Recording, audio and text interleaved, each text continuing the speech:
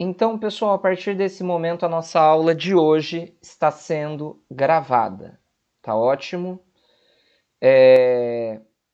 Então, hoje, dia 25/8, estou a partir da página 455, tá bom? Estou a partir da página 455 e nós começamos o nosso conteúdo novo. Deixa eu só liberar alguém aqui, a Tayla. Bom dia, Tayla. E aí a gente começa o nosso conteúdo novo. Não sei se vocês percebem aqui pela chamada, vocês conseguem ver o meu mouse se mexendo, né?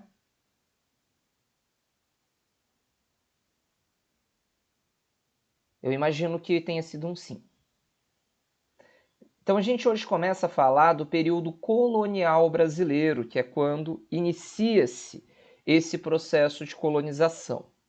A primeira etapa do processo de colonização brasileiro é o que nós vamos chamar de capitanias hereditárias, que se dá a partir de 1534, tá bom?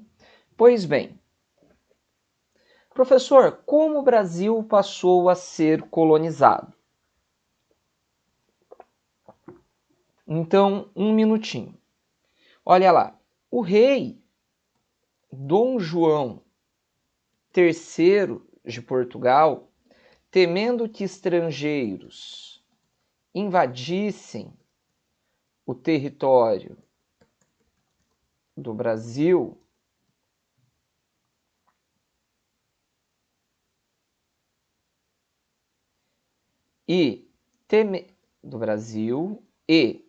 temendo o declínio do declínio do comércio de especiarias, resolveu executar a empresa colonizadora, ou seja, ele resolveu colonizar o Brasil. Pessoal, não estou no chat, tá? Quem for conversar comigo, abre o áudio, tá? Percebam aqui uma coisa comigo. Então, primeiro de tudo, ele temia a invasão estrangeira, correto? Até aí normal, porque vocês sabem que era um território novo e que existia esse temor, esse perigo da invasão estrangeira. Mas eu complementei com vocês falando sobre o declínio comercial das especiarias, né? Aquelas especiarias que eram buscadas das Índias. Alguém sabe me dizer por que as especiarias entraram num modo de declínio?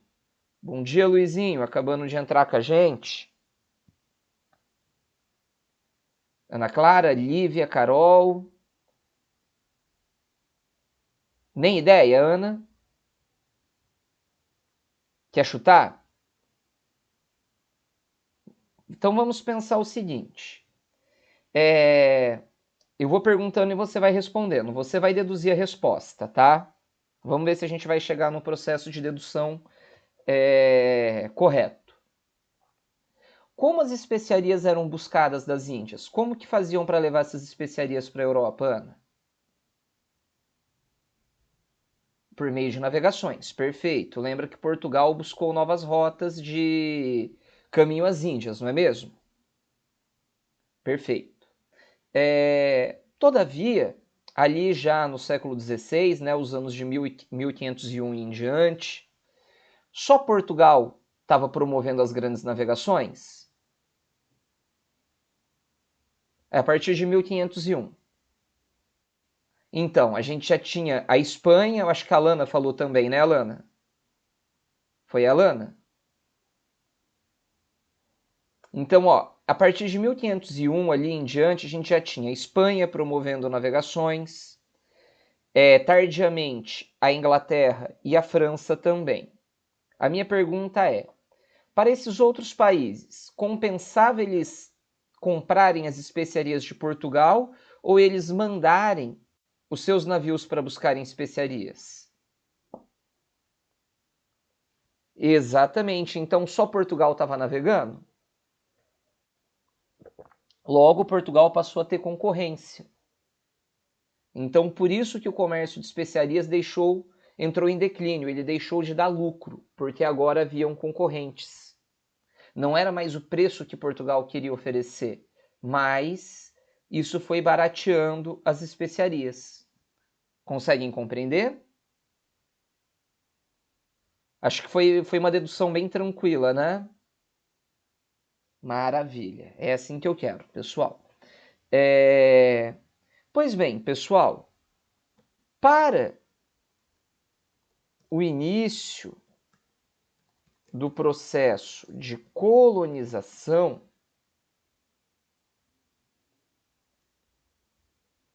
vieram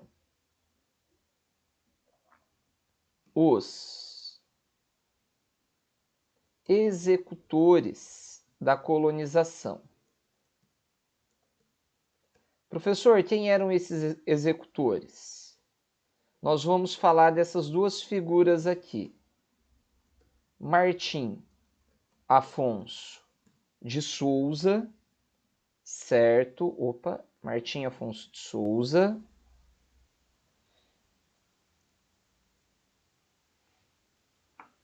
Certo.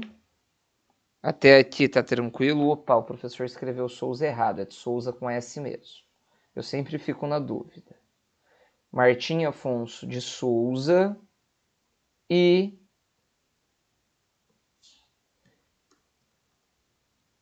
Pero Lopes de Souza, certo? Eles vieram, pessoal, com 5 navios iniciar o nosso processo de colonização. A missão era promover a exploração do litoral brasileiro. Até porque, pessoal, como vocês sabem, naquele momento eles já entendiam que o nosso litoral ele era bastante extenso, bastante grande, e assim precisava de um grande reconhecimento. O objetivo... Deixa eu colocar aqui em outra cor embaixo, mais fácil para não confundir. Olha lá. O objetivo destas expedições eram a atacar navios estrangeiros que viessem a tentar entrar no território brasileiro, e o segundo, montar povoados, ou seja, iniciar, pessoal, o processo de ocupação do território brasileiro, certo? Em 1532,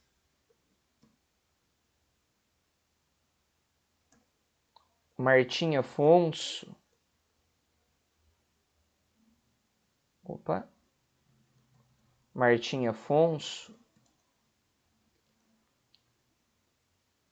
fundou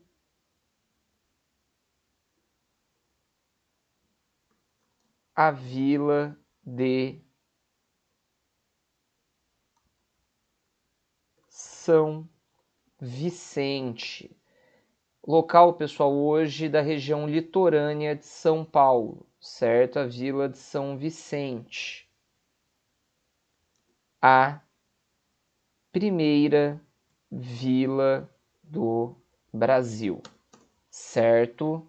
Então, a partir daqui, estava começando um pouquinho da nossa história, certo? Olha que interessante. Martim Afonso recebeu do rei plenos poderes, certo? Ele recebeu plenos poderes, podendo ele distribuir as Deixa eu escrever aqui para vocês. Sesmarias. Esse aqui é um conceito importante, tá, pessoal? Já vou explicar. As sesmarias, certo? O que era distribuir sesmarias? Nós tivemos a ocupação, pessoal, da região litorânea, certo? Nesse processo da ocupação da região litorânea, ele podia, Martim Afonso, pegar lotes de terra e dar a outras pessoas, ou seja, conceder essas terras a terceiros para que esse território viesse a ser ocupado, tá certo? Isso é conceder sesmarias. Eu vou colocar aqui no chat para vocês um conceito de sesmarias, tá bom? Pro, o que vai ser as sesmarias, então, para nós? Então, sesmarias era distribuir as terras, ou seja, terceirizá-las para a ocupação. Certo? Tá aqui no chat para vocês, então. Conversem comigo. Pessoal, até aqui vocês têm alguma dúvida? Tá bem tranquilo? Beleza.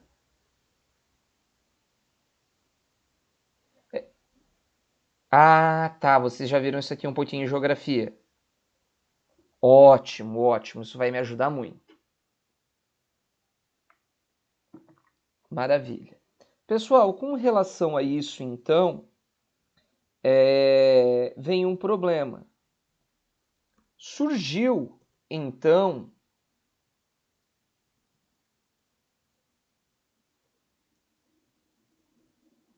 a questão econômica. Pro, como assim a questão econômica? Como cuidar deste território? Portugal, nesse momento, não tinha dinheiro, certo? Como ocupar o Brasil? Com que dinheiro? Daí, pessoal, veio a ideia. A partir de 1534, seria feito o sistema de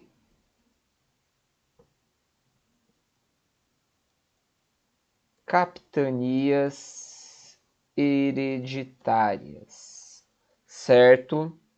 Então, a partir desse momento, pessoal, nós vamos falar aqui um pouquinho das chamadas capitanias hereditárias, certo? Deixo pro copiar esse conceito e colocar aqui para nós. Como se eu estivesse começando um subtópico novo. Beleza. Então vamos falar um pouquinho aqui das capitanias, certo?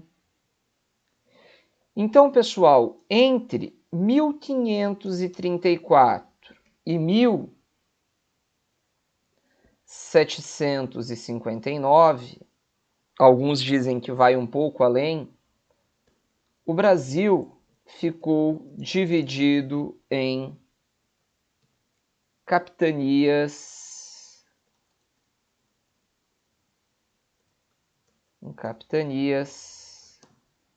hereditárias, certo?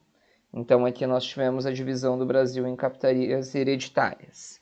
Eu, nesse momento, vou parar com vocês a projeção do quadro,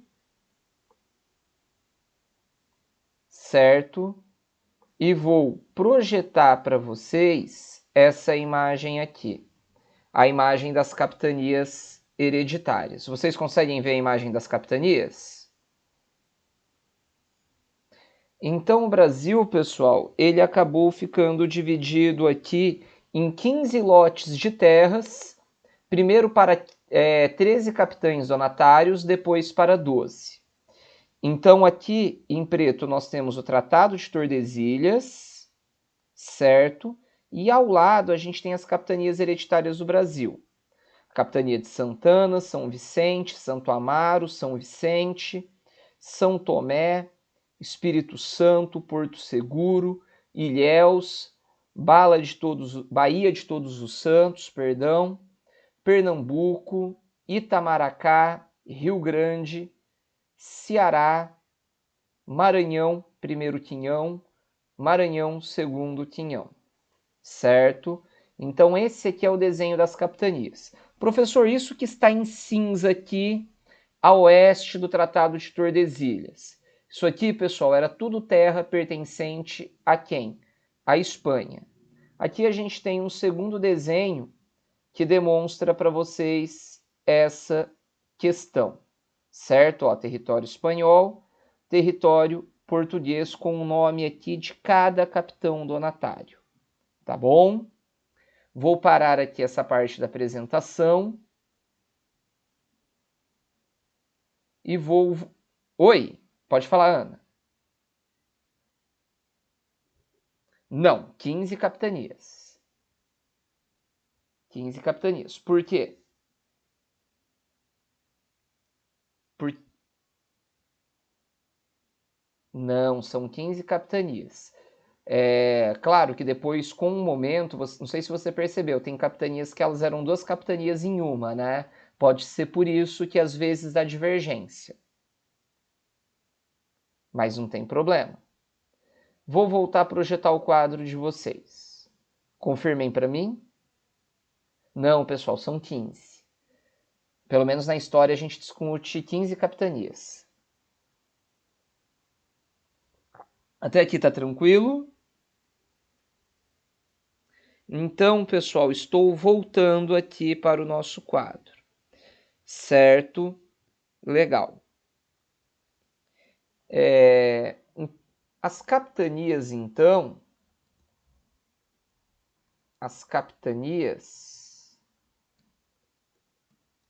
ficaram divididas em 15 lotes de terras para 13, depois 12 capitães donatários, que eram aqueles quem recebiam a posse da terra do rei de Portugal, certo?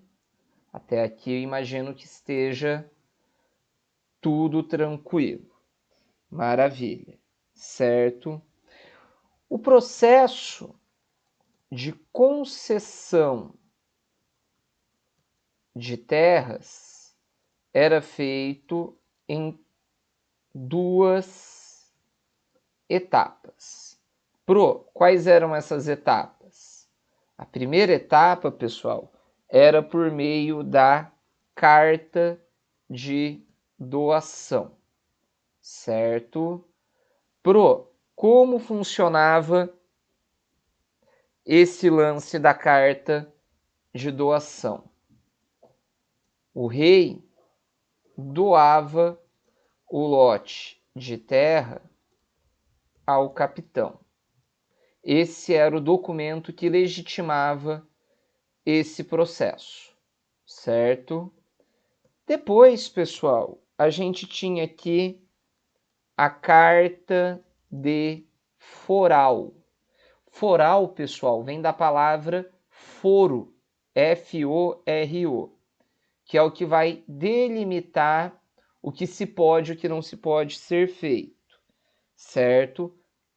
A carta de foral ou a foral, ela determinava e regulava os direitos e deveres dos capitães donatários. Certo? Até aqui imagino que esteja tudo tranquilo. Então, olha lá. Através dos direitos e deveres, pessoal, a gente vai colocar a seguinte questão. Eram direitos dos capitães donatários. A. Primeiro, era direito dele fundar vilas e criar.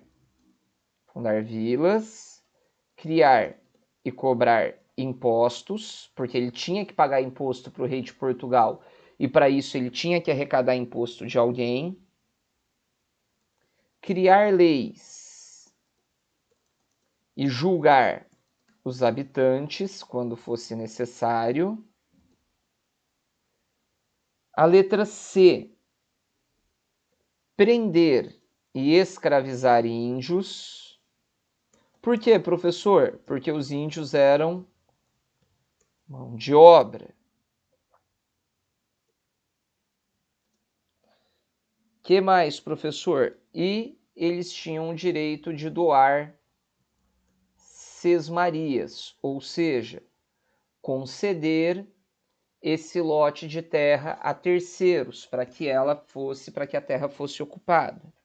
Porém, eram deveres dos donatários. Então, como deveres, ele tinha que incentivar o desenvolvimento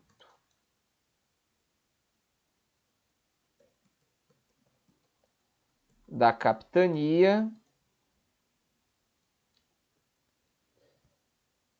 organizar a defesa do litoral e, por fim, não menos importante, desenvolver a fé cristã. Por que, professor, desenvolver a fé cristã? Pessoal, a fé cristã aqui, ela é muito importante para nós pelo seguinte fator. Quem colaborou muito com as grandes navegações foi a Igreja Católica.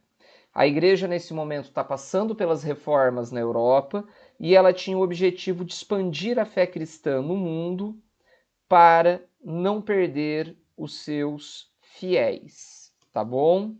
Até aqui, ficou alguma dúvida?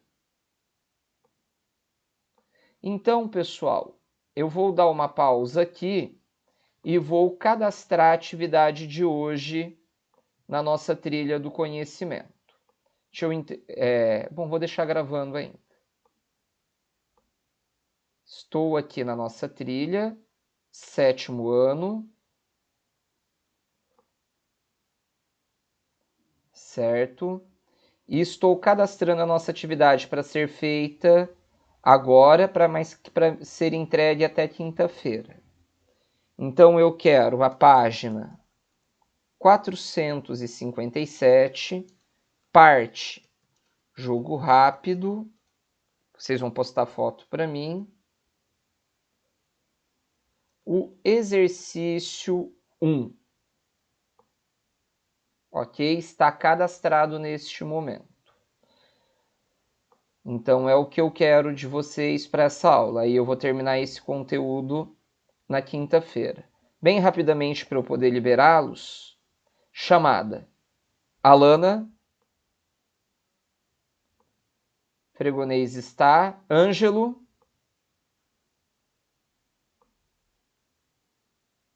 Ângelo não está. Carol. Ana Clara da Silva. Manu. Não está. Heitor. Também não está. Isa está aí. Lívia está aí. Luizinho. O Luiz estava, eu tinha liberado ele, mas eu acho que ele saiu. Rick. Obrigado, Rick. E a Tayla? Então, beleza. Pessoal, está salvo aqui a chamada de vocês. Neste momento, estou interrompendo a gravação.